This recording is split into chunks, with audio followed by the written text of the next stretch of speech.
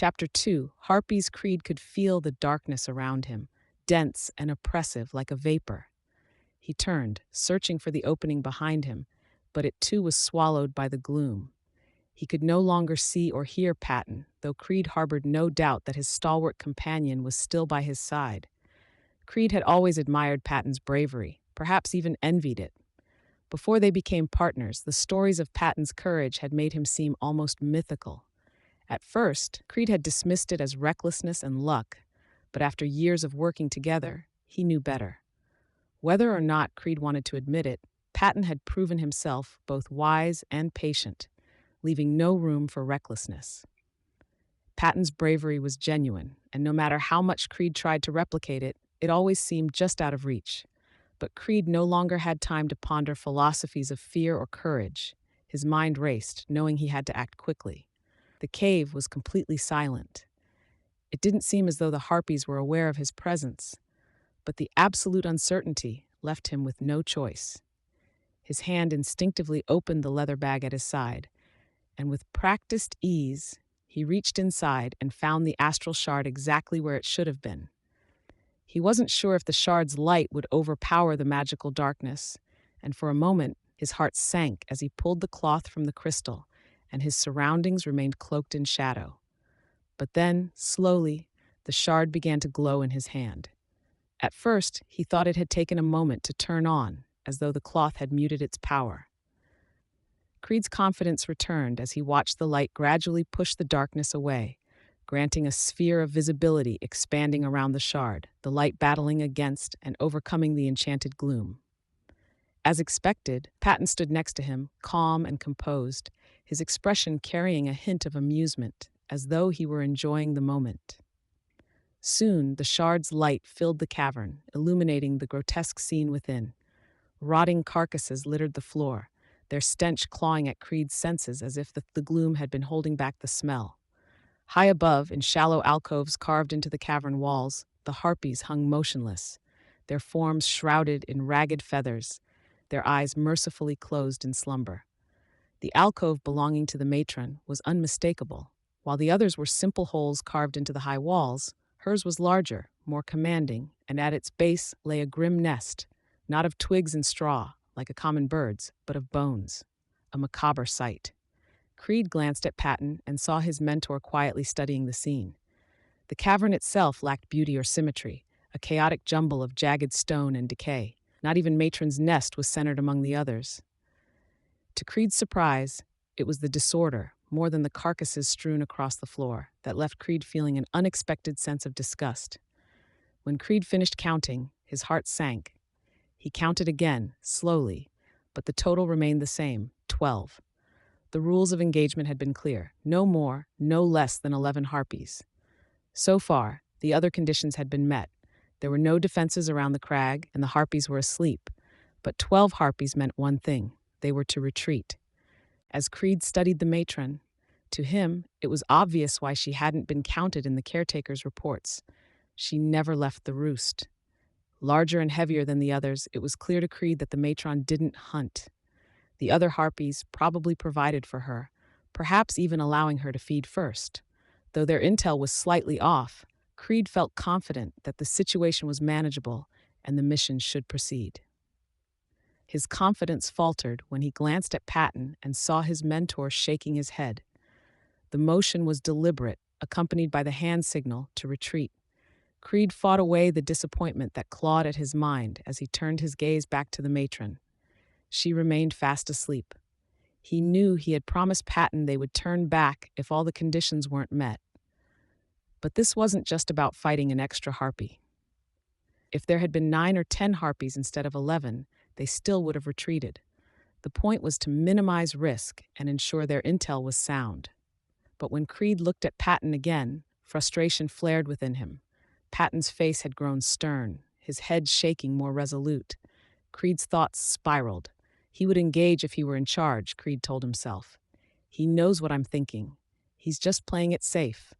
Frustration gave way to bitterness. If Patton actually cared about the knights, he'd engage, but he's only here to keep me safe. Creed's jaw tightened as resolve hardened in his chest. I'll never become a lieutenant like my father by playing it safe. Ignoring Patton's signals, Creed reached into his bag, pulled out a sleeping globe, and smashed it against the floor with a sharp crack, the sound echoing through the cavern. Instead of the expected effect, harpies dropping unconscious from their perches, a wave of dread washed over him as 12 pairs of burning eyes snapped open in unison, each pair glowing with a fierce intensity that seemed to pierce Creed's thoughts. Patton and Creed exchanged a single glance, the unspoken understanding between them immediate. Intel was bad, the globe hadn't worked, and now they were in a worst-case scenario. Bedlam erupted. Shrieks echoed through the cavern as the harpies unfolded their wings and dove from above with terrifying speed. Creed barely had time to register the first attacker before it was upon him, talons gleaming in the shard's light. Reacting with raw talent and honed skill, he swung his staff in a wide arc, the weapon connecting with the harpy's torso with a force that sent it slamming against the cavern wall. The creature crumpled to the ground in a heap, motionless. Creed's magical staff hit with the weight of a minotaur's hammer, yet moved as light as a rapier in his hands, a deadly combination of force and speed. Creed caught a glimpse of Patton, sword in one hand and the unicorn horn in the other, battling two harpies at once. Two more lay lifeless at his feet, their feathers scattered across the black stone floor. But there was no time to savor the victory. 3 harpies were closing in on him, one from the left, one from the right, and one directly ahead. Creed spun his staff with practiced precision, aiming to sweep all 3 harpies in a single motion. The staff drove the harpy on his right into the center harpy in front of him, their bodies colliding and flying off into the walls, falling heavily to the ground. But the harpy to the left evaded his strike, her talons slashing through Creed's pants and sinking into his skin. A searing, unreasonable pain erupted, spreading rapidly like wildfire. Creed gritted his teeth and skillfully reversed the spin of his staff, delivering a crushing blow to the harpy's side. She was launched into one of the alcoves like a cannonball, feathers exploding from the opening. The venom coursing through Creed's veins was unbearable. It quickly spread from his leg up to his shoulders, each area of this body consumed by a unique, excruciating sensation. His vision blurred as another harpy swooped in for the kill. He swung weakly, hitting the shrieking creature in the legs. Thanks to the magical nature of the staff, the harpy spun out of control despite his weak blow, her momentum carrying her a good distance past him. Creed barely had the presence of mind to turn and face the harpy he had struck, but failed to kill. The venom had now reached his mind, amplifying the horror of the scene before him. With alarming speed, the harpy used her wings to drag herself toward him, the wounded creature moving with the grotesque motions of an injured bird. Her eyes were black voids that contrasted sharply with her deadly white fangs, a fury in her expression that promised absolute murder. While her talons were no longer a threat, her sharp teeth would soon be tearing into him. He tried to swing his staff, but his arms failed him. She was now close enough for Creed to see that her unnaturally pale face might have been beautiful if not twisted with darkness. He thought it would be the last thing he'd ever see before a sharp pain pierced his left arm. He glanced down, expecting to see another talon embedded in his flesh. Instead, he saw the unicorn horn, its pristine form now lodged in his arm. In an instant, clarity flooded his mind. The venom's burn began to fade as the horn's touch worked its magic, neutralizing the poison and restoring his strength. Creed realized Patton had thrown it like a dagger, wounding him to save his life. Relief coursed through him as the pain receded, replaced by anger and determination. The harpy's unnatural form lunged toward him, her fangs bared. With renewed strength, he swung his staff in a swift arc, striking the side of her head and putting her to sleep forever. Another look to Patton revealed a third dead harpy at feet, 2 more pressing him, one from the ground and one from air. A shorter sword replaced the unicorn that had been in his left hand. Creed knew that had Patton been 20 years younger, they would have already been slain. Patton's movements remained precise but strained. He knew one mistake could lead to a wound that the horn may not be able to cure. While Creed was focused on his mentor's battle, he heard the swoosh of air behind him and knew that a harpy had taken advantage of his distraction. With no time to turn around, Creed instantly fell flat, slamming his body painfully on the stone floor. When the harpy didn't fly past him as he had hoped, he was surprised that talons didn't sink into his, but instead wrapped around his arms, holding them to the floor. The harpy clearly understood that the staff and horn had to be neutralized. New fangs would be sinking into the back of his neck. But fortunately, he had just enough movement in his wrist to swing his staff backwards into her head. His blow was light, but powerful enough to make her lose her grip.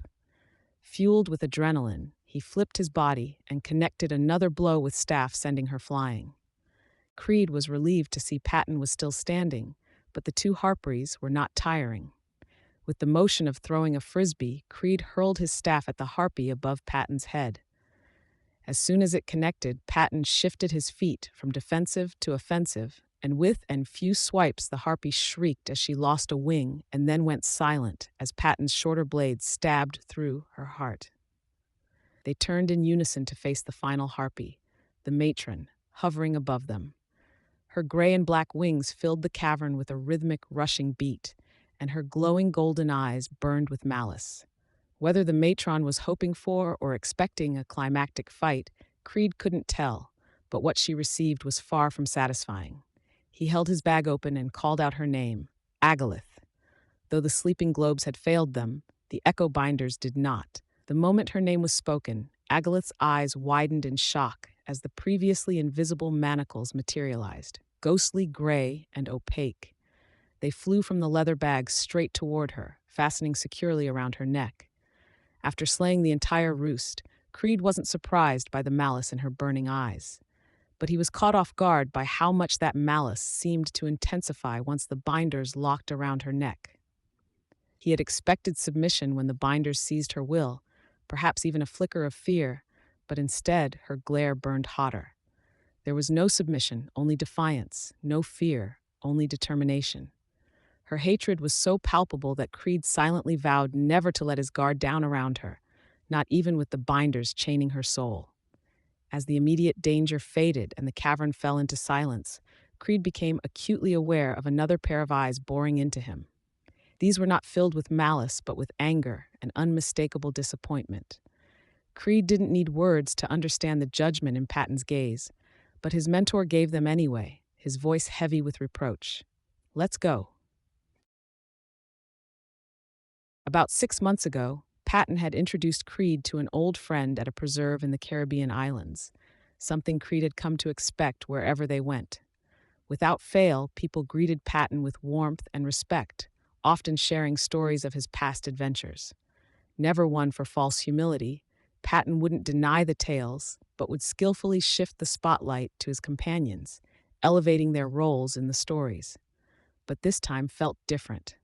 When the friend casually said, Patton was the greatest adventurer in the world, Creed noticed something rare. Patton was caught off guard. For once, his mentor had no witty response, and Creed could tell the comment had struck a nerve. Patton didn't much like the idea of growing old. His prime, 25, maybe 30 years ago, was far behind him. While his mind was still sharp as folded steel and his wisdom had only grown with experience, his sore bones and stiff muscles no longer allowed him to ignore the passage of time. Creed had noticed signs of this before, but after the fight with the Harpies, it was more pronounced than ever. Dignity wouldn't let Patton limp, but his movements lacked their usual fluidity, and the spring in his step had softened noticeably. Creed had envisioned returning triumphant from the crag, basking in the glow of victory as they passed through the beautifully kept Scottish countryside. Instead, their journey back was marked by a heavy silence, with the captured matron, obediently but begrudgingly, following a few paces behind. Her golden eyes burned with malice, a constant reminder that this victory was far from celebrated. The silence offered neither peace nor comfort, and Creed could feel the weight of unspoken judgment from his mentor. He knew that the moment Patton chose to speak, it would come as chastisement. This wasn't new. Patton had never been shy about giving correction, but this time felt different. Creed already knew exactly what Patton was going to say, and he was determined to stand his ground and make his point. Patton's mood wasn't helped by his physical condition. His stiff, sore muscles from the fight with the Harpies left him moving more slowly than usual, his discomfort obvious despite his refusal to show it outright. Creed could see the toll, and it only made the tension between them heavier. The silence stretched for what felt like hours, the picturesque landscape of tidy farms and rugged wilderness doing little to ease Creed's nerves. Finally, Patton broke the silence. "So," he said, his voice measured but firm, "please explain why you chose the break from the plan?" Creed responded, keeping his frustration in check. "I analyzed the situation. It was obvious that the matron was the 12th harpy. The intel was right. The caretaker just never saw her because she never leaves the roost." "Did you know that the matron was the 12th, or did you assume it?" Patton inquired. Creed bristled, but did his best to not let it show. "I knew." "You knew?" Patton responded, feigning amazement. "Well, I didn't know, but I was sure of it, and everything worked out. And the sleeping globes didn't even work. That would have happened no matter what we did." Patton's expression remained unreadable as he walked, but the edge in his voice was unmistakable. Easy to say in hindsight, Creed. But the moment the 12th harpy introduced an unknown variable, it became our responsibility to reassess. That's why we planned to avoid unnecessary risk. Creed stopped and turned to face him, his voice now rising. "Haven't you always said that things rarely go as planned, that we have to adapt and think on our feet?" Patton turned to meet his young partner's gaze, his tone sharpening. "Yes, and that's true when things don't go as planned because of the enemy or unforeseen circumstances we can't control. But abandoning our own plan? That's a different story altogether. The moment you decided to act on impulse, you became the very variable we couldn't account for." Creed's shoulders stiffened, his jaw set in defiance. "But we succeeded. The matron is captured, and we're both alive." Patton sighed deeply, rubbing the back of his neck before continuing. "And what price did we pay for that success, Creed? 11 harpies are dead, immortal, irreplaceable beings gone forever. Harpies who weren't hunting us, who weren't threatening anyone at that moment, are now part of the carnage we left behind.